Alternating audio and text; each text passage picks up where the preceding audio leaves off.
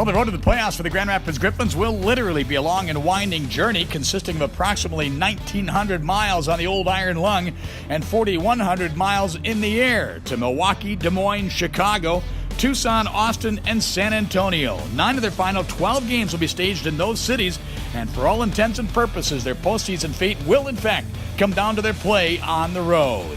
Welcome to Michigan First Credit Union's Game Day Preview. I'm Bob Kaser in Milwaukee, where the Griffins and Admirals will match up for the 9th time this season, and the 4th on the western shores of Lake Michigan, where the Griffins are 3-0 this season and 8-2 in their last 10 visits here.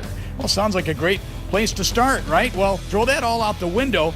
Way too much at stake as Milwaukee is just 4 points behind the Griffins for the last playoff spot. It's an exciting time of year, Bob. Both teams are going to be playing desperate hockey. More so with Milwaukee.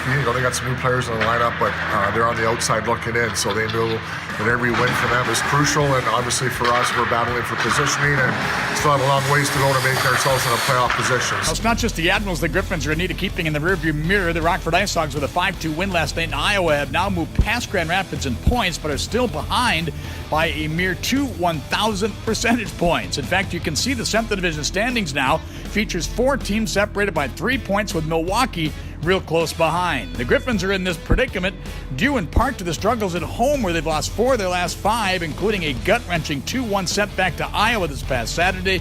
Given they are 11-2, 0-2 in their last 15 on the road, might not be a bad thing for the Griffins to get away. Definitely, like Millie said it the best. I think when we're on the road, we keep things simple and make it easy on ourselves. And at home, we tend to try to overcomplicate things, and it makes it a little harder for us. So I think on the road, we'll keep it simple, and hopefully we'll continue what we've been doing. Well, Coach Todd Nelson certainly not ignoring an alarming trend from the 3 games last week. Hopefully just a short-term thing, but in all 3 games, the Griffins played real well in the early stages of those games, only to find themselves hanging on during much of the second and third periods, and boy, it cost them a couple of games, including Saturday's loss to Iowa. When I can't put my finger on it, I think maybe he got disinterested, but one thing that stood out, especially last game, is in the third period, we lost 11 of 12 draws in our D zone, and that means we're chasing the game, and that can't happen. In an attempt to snap out of his funk and spark what has been an anemic offense of late, the coaching staff has made some dramatic changes to the line combinations, highlighted by Colin Campbell moving up to the first line with Tangradi and Street, and Matt Pumple on the second line now with Laredo and Turgeon.